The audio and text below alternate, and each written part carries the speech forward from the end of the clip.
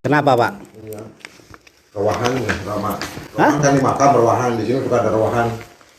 Satu lingkungan, kumpul di makam, acara. Terus kita bawa makanan masing-masing 2 kotak, itu yang sekotak. Lingkungan atau RT? Lingkungan semua, satu tolong. RT RW.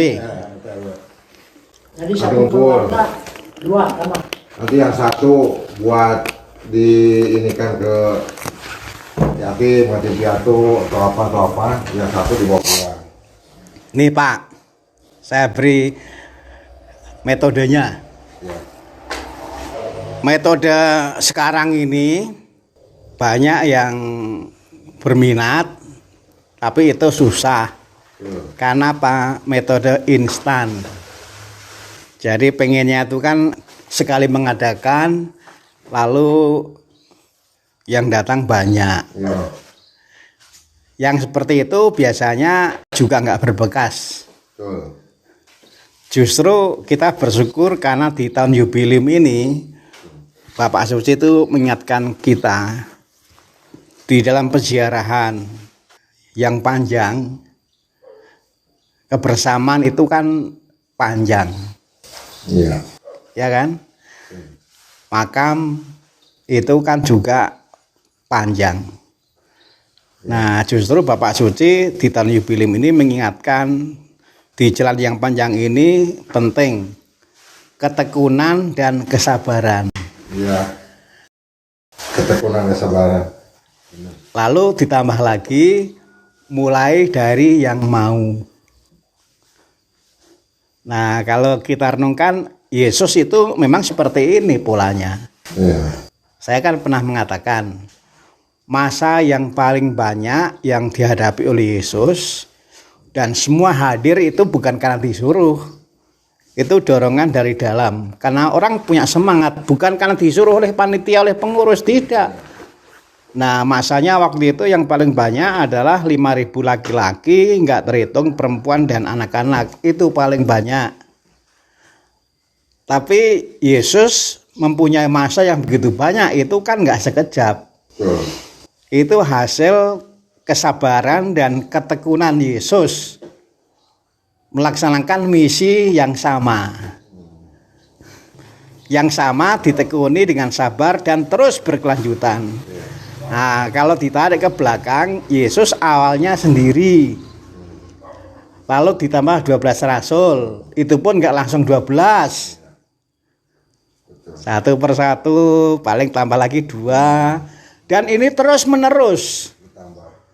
Nah, pola yang seperti ini, yang tidak instan ini, asal ditekuni dengan ulet, dalam perjalanan waktu nanti akan bertambah pesertanya dan itu kokoh.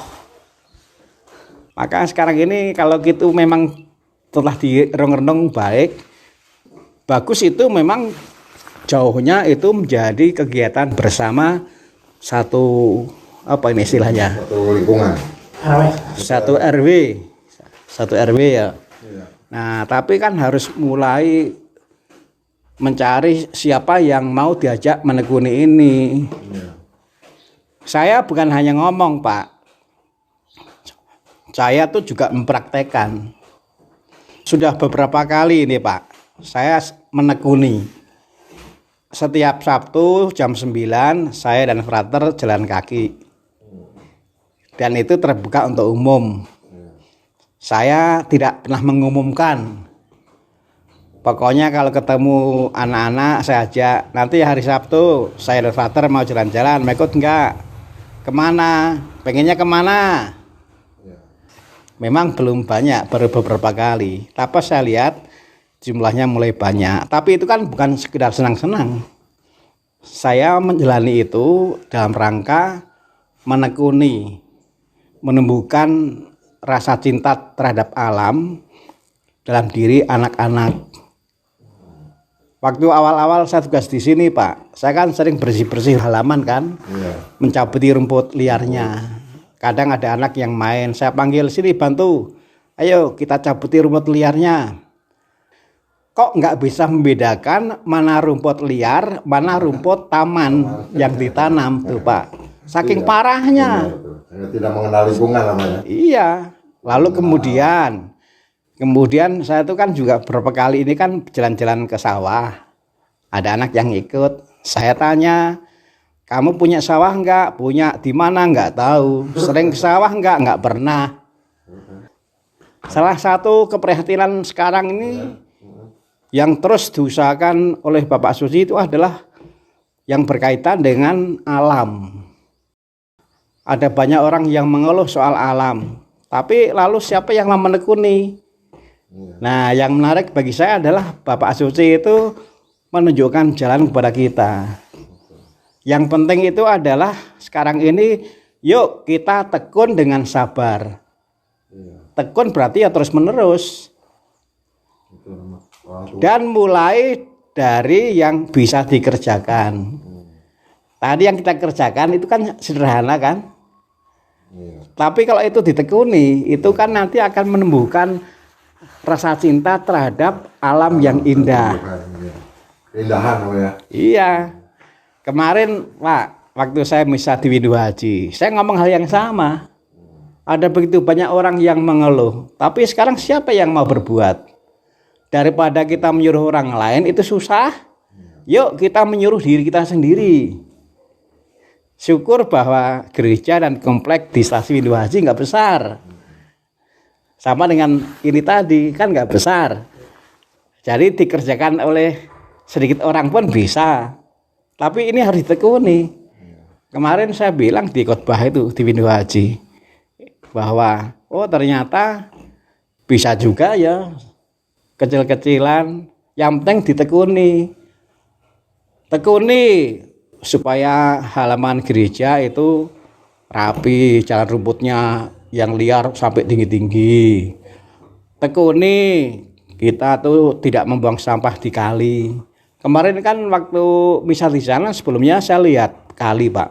Waduh, plastiknya banyak sekali.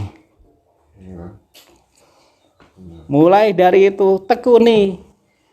Kalau kita mau menjadi orang besar, besar karena kita berjasa besar bagi dunia ini, mulailah dari diri kita sendiri menekuni yang baik, yang dampaknya itu di kemudian hari juga bisa dirasakan oleh banyak orang.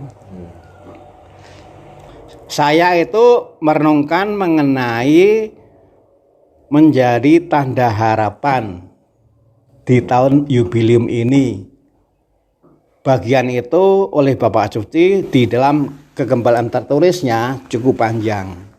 Saya merenungkan mengapa cukup panjang, supaya mendapatkan perhatian yang besar. Kalau kita punya ketekunan merawat bumi, merawat alam, dan ini juga sesuai dengan fokus pastoral Keuskupan Bandung, itu akan membuat alam berseri, akan membuat alam tumbuh harapan baiknya. Puji Tuhan, saya ada yang merawat, tapi harus dengan tekun. Dan yang berseri, yang harapannya tumbuh gembiranya, itu bukan hanya alam, masyarakat dunia itu juga meskipun nggak tahu, tetapi kalau mau mendalami betul pasti juga senang. Wah, senang oleh karena bumi di mana saya dan orang lain tinggal bertambah penduduk, warga, penghuni bumi yang punya ketekunan merawat bumi. Ada banyak orang yang menderita akibat bumi alam dirusak. Tapi sebaliknya akan ada banyak orang yang tumbuh harapan baiknya karena bertambah penghuni bumi yang punya ketekunan merawat bumi, merawat alam.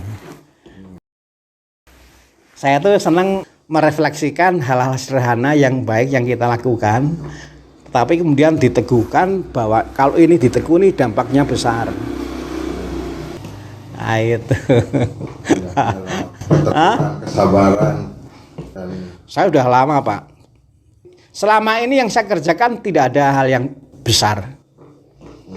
Bahkan juga nggak ada yang pakai panitia, nggak ada. Iya, yang kecil menjadi besar nantinya. Yang saya kerjakan adalah ya saya sendiri menekuni